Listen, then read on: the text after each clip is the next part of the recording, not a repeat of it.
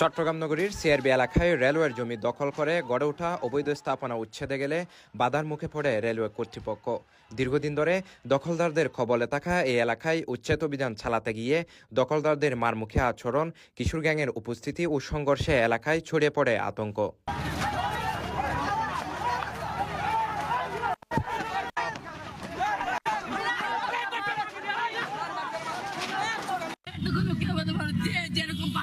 যেরকম বাসছে সেরকম করে জেলে টাকা দিচ্ছে, জেলে টাকা মারছে এমন ভাবে শুভ যে দোকানটাকে কেন্দ্র করে ওকে মারা হয়েছে, ওই দোকানটা এখানে সবাই পলিটিক্স করে ছেলে টাকা মারছে। এখানে কোনো মূল কারণই নাই।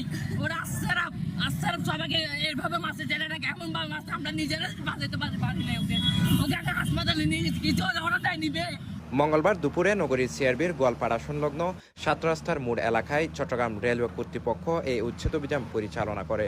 অভিযানে রেলওয়ের জায়গায় অবৈধভাবে গড়ে ওঠা আলোচিত দেবের শ্বশুরবাড়ি রেস্টুরেন্ট সহ অন্তত 20টি দোকান ও স্থাপনা বুলডোজার দিয়ে গুড়িয়ে দেওয়া হয়। ঈদের বস্ত্র আমরা 300 মানুষকে বিতরণ করছি মাত্র 4 দিনের মধ্যে। তো এখান থেকে কি আমরা শুধু ব্যবসা করতেছি না, তো এটাতে ভাঙছে, এখন সব ভাঙতে। আমাদের রেস্টুরেন্ট থেকে প্রতিদিন 20 জন 30 জনকে আমরা খাওয়াইছি, প্রতিদিন অসহায় মানুষদেরকে কম্বল বিতরণ করছি, খাওয়াইছি। আমাদের রেস্টুরেন্ট ভাঙা হয়েছে, এগুলো মুক্তিযুদ্ধ ক্যান্টিন, এগুলো হচ্ছে অরিজিনালি আওয়ামী লীগের। এগুলো তো ভাঙলে 100 ভাঙতে হবে, এগুলো না ভাঙলে আমরা প্রতিবাদ করব। এখন আমাদেরকে হঠাৎ করে আমাদের আরো কয়দিন আগে টাইম দিত, তাহলে আমাদের মাল সাবানারও সরাইতে পারবো। এখন আমরা হঠাৎ করে 10টা বাজে কয় দোকান এগুলো মাল সাবানার জল ছাড়াও, নোটিশ কোনো কিছুই দেয় নাই। হঠাৎ করে ওদের মাল সাবানা নামাও, এগুলো ভেঙে দিব। কারণ আমরা কিভাবে এতগুলো মাল আমরা এত দ্রুত আমরা কিভাবে সরাবো?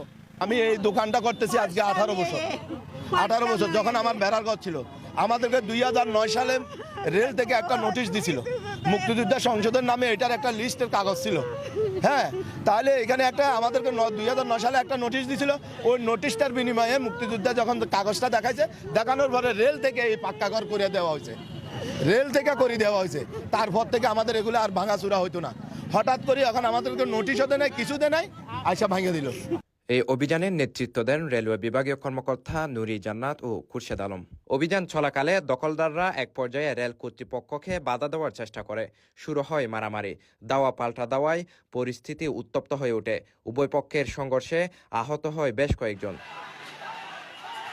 দর্শক, এই মুহূর্তে আসলে আপনারা দেখতে পাচ্ছেন যে এখানে কিন্তু আসলে একটি মারামারির পরিবেশ কিন্তু আসলে তৈরি হয়েছে। স্থানীয়দের অভিযোগ, রেলওয়ের জমি অবৈধভাবে দখল করে এইসব স্থাপনা দীর্ঘদিন ধরে গড়ে উঠলেও কার্যকর পদক্ষেপ না থাকায় দখলদাররা আরও বেপরোয়া হয়ে ওঠে।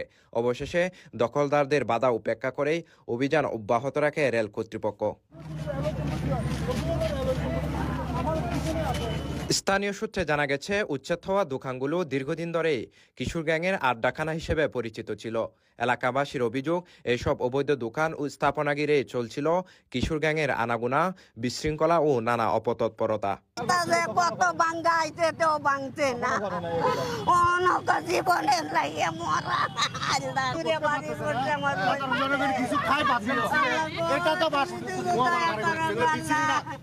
আমার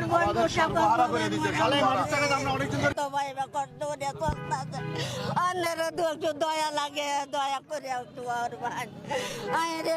ভাঙতো নৌকা বউের মরা মরিয়া থাকবো, কিচ্ছু লাগবো না, ইয়ে বলবো। বড় বোন পুতে রয়েছে 5টা আছে, মেয়ে ধীরে লই আইবে, কর্মচারী দেও চলে। এই দুয়েন দেওয়া মাথাত পানি ডাললে বললে তো এই দোকানটাতে চলছে, এই দোকানটাতে খাইছে, আর কি নুকিয়া ব্যবসা নাই। বাইরের গুলা, বাসের গুলা, ওগুলা সিমেন্টের এগুলা ভাঙার কথা, এগুলো ভাঙি ফেলছে। এটা তো মুক্তিযোদ্ধা ক্যান্টিন, এখন থেকে না, আজকে 71 সাল থেকে, তখন থেকে মুক্তিযোদ্ধা ক্যান্টিন এটা। তখন বাসের ছিল, এখন পাকা করা হয়েছে আর কি। মুক্তিযোদ্ধাদের আমলের থেকে এটা চলতেছে। মুক্তিযোদ্ধারা এরা যারা পরিবার আছে, ওরাই ভাতাগুলো পাইতো, ওরাই বেতনগুলো নিত, ভাড়াগুলো নিত, ওদের পরিবারগুলো ভাড়াগুলো পাইতো।